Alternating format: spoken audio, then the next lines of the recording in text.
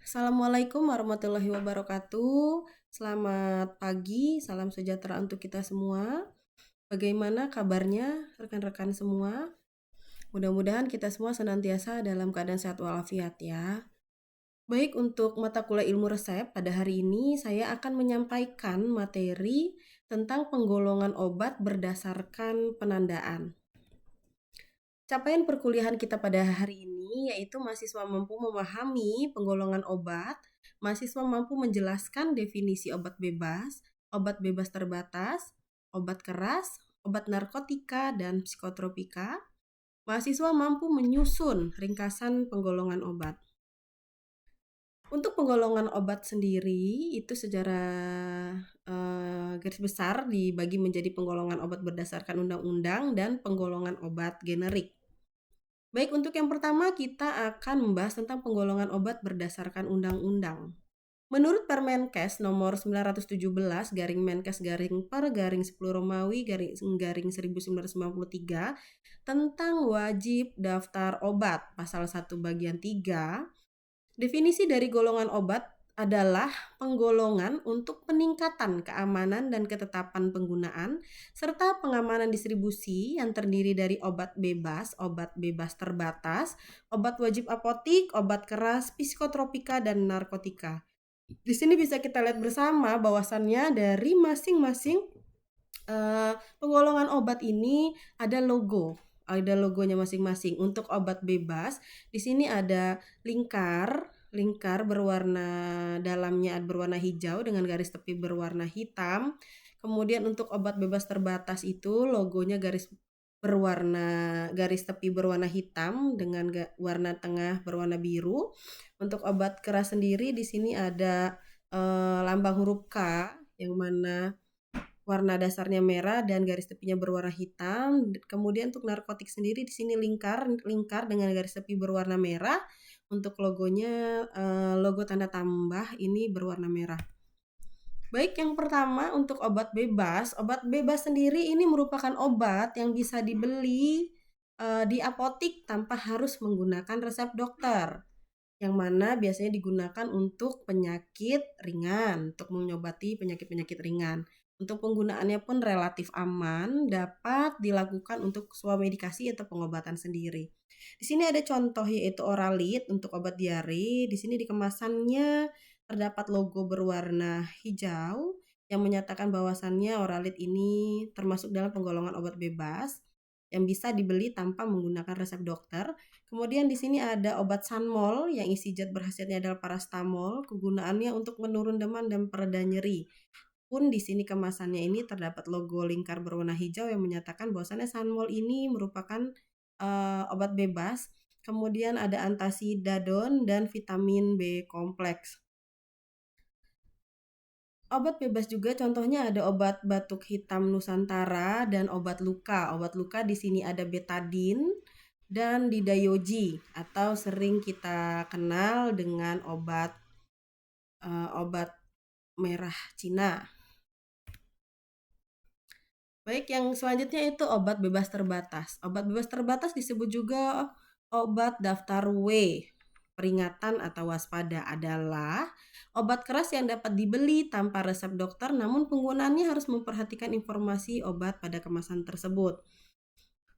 Jadi memang kalau obat bebas terbatas ini boleh kita beli di apotik tanpa harus menggunakan resep obat.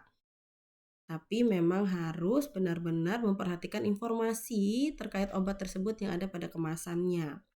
Untuk kriteria obat yang dapat diserahkan tanpa resep dokter, itu yang pertama tidak dikontraindikasikan untuk wanita hamil, anak di bawah 2 tahun, dan orang tua yang usianya lebih dari 65 tahun. Untuk pengobatan sendiri yang tidak beresiko, kemudian penggunaannya pun tidak perlu menggunakan alat khusus. Contoh untuk obat bebas terbatas yang di kemasannya itu ada logo lingkar berwarna biru seperti Decolgen, ada Formula 44, ada Ultrasilin Cream ini untuk pengobatan anti jamur, dan Betadine Kumur. Dalam obat bebas terbatas berdasarkan SK Menteri nomor 2380-A-SK-4 Romawi tahun 1983 dan SK Menteri Kesehatan RI nomor 6355-Dirjen-SK-1969 tentang tanda peringatan pada obat bebas terbatas. Jadi tanda peringatan pada obat bebas terbatas ini ada P nomor 1 sampai dengan P nomor 6. Untuk P nomor 1 ini awas obat keras, baca aturan pemakaiannya. Untuk contoh biasanya untuk P nomor 1 ini ada pada obat-obat seperti Antimo, Decolgen, dan Formula 44. Kemudian untuk bebas terbatas tanda peringatan P nomor 2 awas obat keras hanya untuk kumur jangan ditelan. Ini P nomor 2 ini ada di kemasan-kemasan obat yang untuk obat kumur atau gargarisma seperti betadin kumur. Kemudian P nomor 3 awas obat keras hanya untuk bagian luar dari badan. Seperti contohnya tanda peringatan P nomor 3 ini ada di krim neoultrasilin untuk anti jamur. Kemudian ada P nomor 4 awas obat keras hanya untuk dibakar. Contohnya itu sigaret asma. Untuk tanda peringatan P nomor 5 awas obat keras tidak boleh ditelan. Ini contohnya sulfanilamid steril. Untuk peraturan tanda peringatan P nomor 6 awas obat keras, obat wasir jangan ditelan. Contohnya adalah obat-obat suppositoria. Selain tanda peringatan P nomor 1 sampai P nomor 6 pada obat bebas terdapat pun ada tanda ajuran pemeriksaan diri ke dokter bila 3-5 hari itu tidak kunjung sembuh berdasarkan SK Menteri Kesehatan RI nomor 386 tahun 1996. Di sini ada tanda peringatan juga untuk bebas terbatas, baca aturan pakai. Jika sakit berlanjut hubungi dokter. Berdasarkan SK Menteri Kesehatan nomor 917 tahun 1993, pada brosur obat bebas maupun obat bebas terbatas itu harus menyebutkan yang pertama nama obat. Di sini ada contoh ya, nama obatnya itu Yumol. Kemudian daftar bahan berkhasiat. Yumol ini zat aktif atau zat berkhasiatnya adalah paracetamol dengan dosis 80 mg. Nama dan alamat produsen. Di sini ada UHAMKA Pharma, Jakarta, Indonesia. Kemudian memuat izin edar, nomor batch, nomor registrasi dari BPOM atau Depkes. Di sini ada nomor registrasi, nomor batch. Kemudian tanggal kadaluarsa, di sini ada tanggal kadaluarsanya yaitu Desember 2019. Kemudian ada indikasi, kontraindikasi, kemudian efek samping, dosis, kemudian cara penyimpanan dari obat tersebut, kemudian tanda peringatan dan informasi dari interaksi obatnya. Baik, selanjutnya itu obat keras yaitu obat daftar G. Menurut bahasa Belanda G singkatan dari gevaarlijk, artinya berbahaya jika pemakaiannya tidak berdasarkan resep dokter. Yang mana untuk penandaan di obat keras ini berdasarkan keputusan Menteri Kesehatan Republik Indonesia nomor 02396-A-SKA-3 Romawi-1986 adalah lingkaran bulat berwarna merah dengan garis tepi berwarna hitam dengan huruf K yang menyentuh garis tepi. Seperti ini gambarnya. Contoh dari obat keras ini yaitu salah satunya adalah antibiotik. Berikut contoh-contoh obat daftar K atau obat keras ini ada amoxilin, ada captopril, obat hipertensi, ada asam mefenamat. Sini ada logo K-nya ya, menyatakan obat keras. Asam mefenamat ini sebagai anti nyeri. Kemudian selanjutnya narkotika dan psikotropika. Definisi sendiri dari narkotika adalah bahan obat atau obat yang berasal dari tanaman atau bukan, baik sintesis maupun semisintesis yang menyebabkan penurunan atau perubahan kesadaran, hilangnya rasa, mengurangi sampai menghilangkan rasa nyeri dan dapat menimbulkan ketergantungan. Contoh dari narkotika sendiri ini ada kodein, ada morfin, dan durogesik.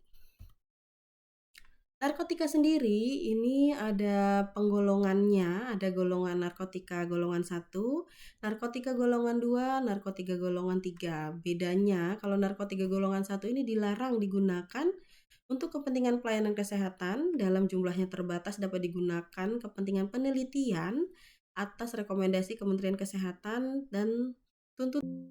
Untuk penggolongan narkotika sendiri ini dibagi menjadi 3, yaitu golongan 1, golongan 2, dan golongan 3. Baik, untuk pengertian dari psikotropika, yaitu adalah zat atau obat, baik alamiah maupun sintetis, bukan narkotika yang berkhasiat psikoaktif melalui pengaruh selektif pada susunan saraf pusat yang menyebabkan perubahan khas pada aktivitas mental dan perilaku. Untuk selanjutnya yaitu penggolongan obat generik. Definisi sendiri dari obat generik adalah obat dengan nama resmi INN yang ditetapkan dalam Farmakope Indonesia atau buku standar lainnya untuk zat berkhasiat yang dikandungnya. Makna dari logo generik sendiri yaitu di sini ada bulat, logo bulat. Filosofinya itu berarti suatu kebulatan tekad untuk menggunakan obat generik. Kemudian di sini ada garis-garis tebal tipis. Filosofinya itu obat menjangkau seluruh lapisan masyarakat. Dan warna hijau itu mengartikan obat yang telah lulus dalam segala pengujian. Untuk obat generik sendiri itu dibagi menjadi 2, yaitu obat generik bermerek dan obat generik berlogo. Yang mana yang dimaksud dengan obat generik bermerek adalah obat generik yang diberi merek dagang oleh industri farmasi yang memproduksinya. Sementara obat generik berlogo yaitu obat generik yang diberi logo khusus yang menunjukkan bahwa obat tersebut diproduksi oleh pabrik obat yang sudah mendapatkan sertifikat CPOB, yaitu cara produksi obat yang baik sehingga lebih terjamin mutunya. Ini beberapa contoh obat generik bermerek, ada Voltadek, Clotaren, dan Foren. Sementara contoh untuk obat generik berlogo ini ada asam mefenamat. Baik, untuk referensi yang saya gunakan pada perkuliahan hari ini ada beberapa referensi. Ada ilmu meracik obat, ada pengantar bentuk sediaan farmasi, dan ilmu resep. Demikian rekan-rekan sekalian perkuliahan kita pada pagi hari ini. Mudah-mudahan apa yang saya sampaikan bisa bermanfaat untuk rekan-rekan sekalian. Terima kasih untuk waktunya. Bila ada kesalahan yang kurang berkenan, saya mohon maaf. Assalamualaikum warahmatullahi wabarakatuh.